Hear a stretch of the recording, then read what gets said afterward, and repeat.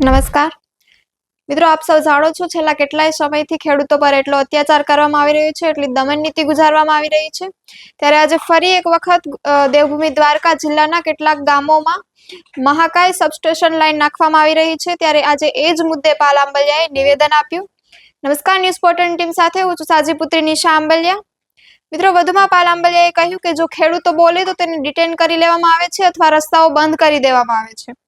તો તેને લઈને આજે એટલા માટે જ ખેડૂતો જે છે મોઢા પર હાથ રાખી અને મૌન ધારણ કરી પ્રતિકારાત્મક વિરોધ કરી રહ્યા છે અને આવેદનપત્ર પાઠવવામાં આવી રહ્યું છે। તો આવો સાંભળીએ પાલ આંબલિયા વધુમાં શું કહી રહ્યા છે। આ સરકાર છે એ દમનકારી નીતિ એવી અપનાવે છે કે એની સામે બોલો એટલે પકડીને કાં તો જેલમાં નાખી દે અથવા તો ડિટેન કરીને ઉપાડી જાય છે। અમારા ખેતરમાં થાંભલાઓ જબરજસ્તીથી નાખે, અમે બોલીએ તો અમને ડિટેન કરી લે કે જેલમાં નાખી દે। અમારા વિસ્તારમાં મહાકાય કંપનીઓના મહાકાય સબસ્ટેશનો આવે, અમે બોલીએ તો અમને ઉપાડી લે। એવી જ રીતે અમારા હાઈવે ઉપરના જે એક્સેસ છે, રસ્તાઓ છે, એ બંધ કરી દે, અમારા રોડ બંધ કરી દે, અમે બોલીએ તો અમને જેલમાં નાખી દે અથવા તો ડિટેન કરી લે છે। એટલે આજે અમે સરકારને એક સંદેશો આપવા માટે પ્રતિકાત્મક વિરોધના ભાગરૂપે મૌન રાખી અને અમારો કાગળ બોલે છે એમ એક આવેદન આપી અને એક લેખિત રજૂઆત કરવા માટે એક પ્રતિકાત્મક વિરોધના ભાગરૂપે અમે મૌન સ્વરૂપે આવ્યા હતા। પાલભાઈ, આજના મુદ્દા શું હતા? આજના મુદ્દાઓમાં મુખ્ય બે મુદ્દાઓ હતા। એક, કલ્યાણપુર તાલુકાના કાનપર શેરડી, રાજપરા, ચૂર ચપ્પર ગામની અંદર એક મહાકાય કંપનીઓનું એક મહાકાય સબસ્ટેશન આવે છે અને આ સબસ્ટેશન લગભગ 765 કેવીનું અને 200-250 એકરમાં આવે એવી શક્યતાઓ છે।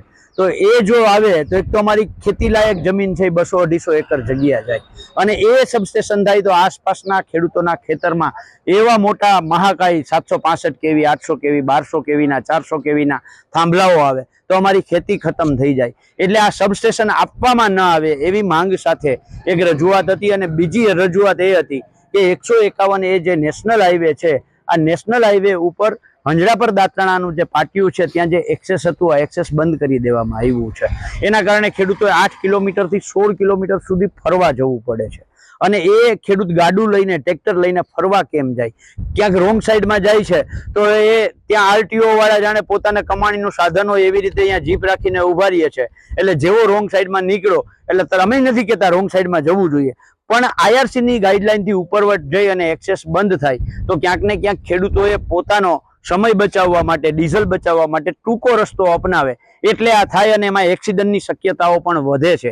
એટલે અમારી માંગ હતી કે ભાઈ બેરાજાનો જે અમારો જૂનો માર્ગ છે ત્યાં એક્સેસ આપવામાં આવે।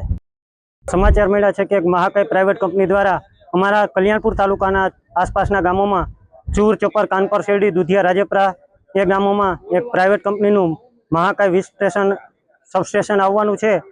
તો અમારી આની પહેલાં સાની ડેમમાં ઓલરેડી બધા જ ખેડૂતની જમીન 70% જેવી જમીન અમારી સાની ડેમમાં વહી ગઈ છે। હવે અમારી પાસે અમારી જમીન ફળદ્રુપ છે અને અમારા પરિવારનો નિભાવ એના ઉપર છે। હવે જો આ જમીન રહી ગઈ, થોડી ઘણી જમીન રહી ગઈ છે, એમાં જો આ વીજ સ્ટેશન આવે તો અમારી પાસે આજીવિકાનો સ્ત્રોત પૂરો થઈ જાય, કારણ કે અમારું બધા જ ફેમિલી સભ્યો, બધા જ અમારો પરિવાર, આસપાસના તમામ વિસ્તારના લોકો બધા ખેતી ઉપર નિર્ધારિત છે અને આ સબસ્ટેશન અંદાજે 150 એકર જમીનમાં આવે તેવી શક્યતા છે। એટલે આમાં ઘણા બધા ખેડૂતની જમીન જાય તેવી શક્યતા છે। તો હવે અમારી પાસે બીજો કોઈ આજીવિકાનો સ્ત્રોત રહેતો નથી, એટલે અમે બધા જ આસપાસના વિસ્તારના ખેડૂતો સાથે મળી કલેક્ટરશ્રીને નમ્ર નિવેદન કરીએ અને આવેદનપત્ર આપીએ છીએ કે અમારા વિસ્તારમાં અમને કોઈ પણ સંજોગોમાં આવી જ લાઈન આવે તે ઉચિત નથી। જય હિન્દ। કણઝારિયા મનસુખભાઈ નાથાભાઈ, ગામ હંજડાપર, તાલુકો ખંભાળિયા, જિલ્લો દેવભૂમિ દ્વારકા। આજે અમે કલેક્ટર સાહેબને હંજડાપર ગામના તમામ ખેડૂતશ્રીઓ આવેદનપત્ર દેવા માટે આવેલા। જે દેવળિયા દ્વારકા જતો હાઈવે નેશનલ છે, એ હાઈવે નેશનલમાં જે અમારે વાડી જવાનો ગાળો જે ખુલ્લો હતો એ છેલ્લા 15-20 દિવસ ત્યાં બંધ કરી દેવામાં આવ્યો છે। એટલે તમામ ખેડૂતને ગાડું લઈને કે ટ્રેક્ટર લઈને 8 કિલોમીટર આગળ જવું પડે, પાછું 8 કિલોમીટર આવવું પડે અને પછી પોતાની વાડીએ જઈ શકાય છે। અને 90% લોકોની જમીન છે એ હંજડાપર ગામથી રોડ ક્રોસ કરીને જવાની છે। એટલે અમારા હંજડાપર ગામના 90% ખેડૂતો છે એ અત્યારે બહુ એકદમ દુઃખમાં છે। એમને 8-8 કિલોમીટર ખોટા ચડાવવા પડે છે, ગાડા બળદને હેરાન કરવા પડે છે. અને આ ન કરવું પડે અને અમારો રસ્તો જૂનોથી ડેલાવાડી વાળો રસ્તો ખુલ્લો કરવામાં આવે, જો નેશનલ હાઈવે ઉપર જે બંધ કરી દેવામાં આવ્યો છે એ ગાળો ખુલ્લો થઈ જાય તો તમામ ખેડૂતનો પ્રશ્ન હલ થઈ જાય અને તમામ ખેડૂત સહેલાઈથી પોતાની વાડીએ જઈ શકે એવી અમારી માંગ છે. તો આ સમગ્ર મામલે આપ શું વિચારી રહ્યા છો? કોમેન્ટ બોક્સમાં કોમેન્ટ કરી જરૂરથી જણાવજો. અત્યાર માટે બસ એટલું જ. ધન્યવાદ.